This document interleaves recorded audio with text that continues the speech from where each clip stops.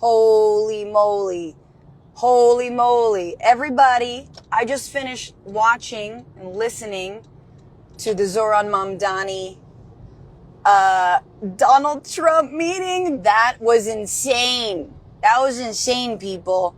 That was insane. Zohran Mamdani just met with Donald Trump in the White House, and all I can say is Zohran sunned the shit out of him. That was like, you are my son. Zohran Mamdani, initially the press conference started and you're like, I don't know, he looks kind of like, he looks very small next to Trump. Trump looks all like he's the mafia boss sitting while Zohran's standing. But I realized it was actually so he could just pat him on the goddamn head because he sunned him. Like, Donald Trump is such a sundowning senior citizen. He is such a forgetful racist that he forgot where he was, who he was with, what he believes, how he's sending Gestapo onto the streets. And he was just like, I don't know. I like this guy. This guy's handsome. He's smart. I like him. Just amazing. Like, amazing. Like, Donald Trump basically the whole time said, I want to see him succeed. I would be excited if he succeeds, and I will be his cheerleader if he succeeds, if he makes New York great again, right? He's like, because New York used to be a good place. Meanwhile, Zohran Mamdani has literally said, I want to make New York a place where someone like Donald Trump never is birthed into existence. So clearly, Mr. Night time has not been paying attention to what Zohran has said specifically about Donald Trump, but also it was so incredible how revelatory it was about, everyone says, oh, Donald Trump just really cares about the last person who talked to him. That's exactly what this was. And you realize, you're like, wait a minute, is Trump actually a fascist, or does he surround himself with fascists? Now, of course, I think he actually is.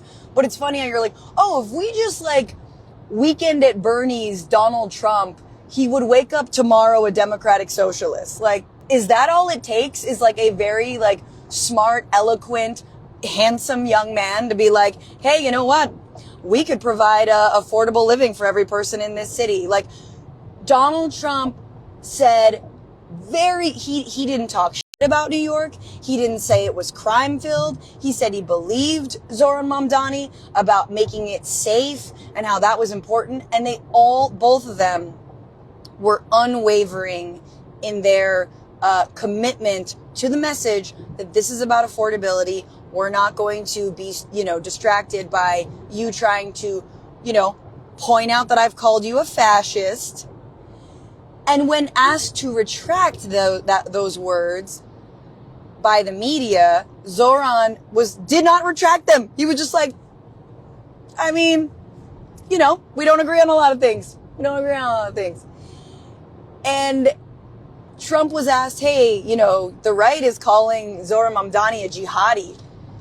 Like, do you think he's a jihadi? And he's like, no. I'll tell you what a jihadi is. I had all of Saudi Arabia over here yesterday. No, he was like, no, I don't think so. I don't think so at all. He's a very smart man. And, but, at least Stefanik is campaigning and you say things when you campaign. Like, he was charmed, you guys. And I have to say, right off the top, my initial reaction to Zohran going to meet the president is like, why? Why do you have to do that? Focus on New York. You don't need to accept this invitation, because I'm assuming it was an invitation extended to him. But then you come away with it and you're like, not only did you actually maybe get the ear of the president on some real issues that, he claims to say that that Zohran obviously is like, I want to meet Trump halfway. But then again, he was able to charm him. This was again, the Zelensky stuff is sort of a world apart because there's all kinds of reasons that Trump hates Zelensky, but this was not partisan. And Trump even goes, Trump's even talking about Bernie Sanders. I mean, I feel like Zohran's a little bit like Bernie, and Bernie was very, attacked by his own party, and he was wronged, and I think that was really wrong. And a lot of Bernie voters voted for me, and it's just like, honestly, to be a centrist lib right now must really fucking suck, because you see how two populisms can kind of come together in this weird, disgusting, strange bedfellows type way. And I'm not saying, look, tomorrow Trump will be talking shit about him. Next week, 3 weeks from now, January, he will be sending ICE after people in New York City. I have no doubt that Trump will do a complete 180. He will absolutely go antagonistic on him. But there was a little bit of game recognized game. And like, you see that in Trump's, lauding of Bernie, in Trump's and the right's obsession with AOC. It's not even about their policies. It's a little bit of a game recognized game. Finally, someone's meeting me at the level that I'm at, because I'm at fascism and I'm at barbarism. And you're going to do socialism? It's socialism or barbarism, baby. So I feel like Trump's reaction and the right's reaction to these figures is not about can we really work together, but a little bit of ooh, okay, I see you. The media, oh my God, the media is trying to make them they love each other. Okay? Stop driving a wedge between Donald Trump and his new best friend, Zohran Mamdani, all right? Stop driving the wedge. They're going to be best friends forever. Nothing's going to tear them apart. But the point is, that was an incredible display of, I think, Zohran charming the pants off of Donald Trump. Donald Trump clearly not taking his testosterone shots or whatever the hell he does to get mad. Him being a little, low energy Trump, let's be real. And I think it would have been different had it been Los Angeles. I think it would have been different if it had been Chicago. The fact that it's New York and he lived in New York, it's there's a place there. He also, let's be real, Donald Trump was I'm so glad that Zohran kept on Jessica Tisch. And I'm glad, that Jessica Tisch is on if the papers are correct. And I'm glad because she's friends with Ivanka and she's friends with people I know. And it's yeah. Jessica Tisch is an heiress. So I'm not really sure what that's all about, but it was kind of wild. Farmer Jeff is saying it was Zohran Mamdani's staff that reached out. I mean, I think that this proves that doing these stunts, because that's what it is, you guys. I don't think that this is the way to peace and we're gonna, come together and work together, a la, Cenk Uygur trying to go to Turning Point USA. You guys know how I feel about that. But I do think that these are the kinds of at least performative olive branches that we have to put out there, honestly, for voters, so that voters stop feeling like you're just in your camps and it's orange man bad forever and ever, and that you're actually trying to get shit done. And that if something doesn't work, that's on them. You can make sure that that's on them. So I don't know. I have to say, initially I was why?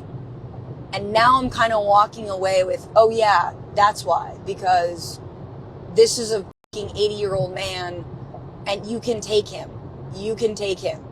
And you have just single-handedly hushed the mouths of insane Islamophobes across the right and the left and the centrists.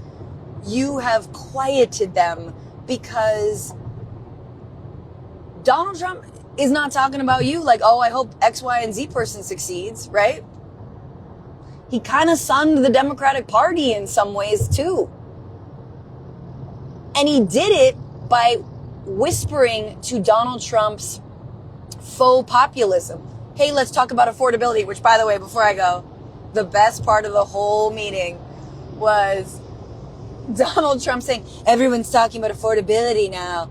I just say groceries. Why not groceries? Anyway, it's an old-fashioned term. He keeps on doubling down, obviously, on his worst hits that he thinks are his best hits. It's, the irony-pilled MAGA and how they do. But, I love I'll talk about affordability. I just want to talk about groceries because I just found out what they were last year. But anyway, you know, Trump lied. He said Walmart's Thanksgiving dinner basket was down. It's not. It just has less items in it. And Zohran didn't call him on that. But also, it's like, that's not Zohran's position to call him on. You know, that's the media's position to fact check him on. He's there to do the fucking glad handing and try to get some wins for New York City. And look, if it works, if it prevents either ICE from being sent in, or if it, you know, leads to some, I don't know, federal policy, I highly doubt it. But kind of kudos. A little bit surprised, a little bit amazed.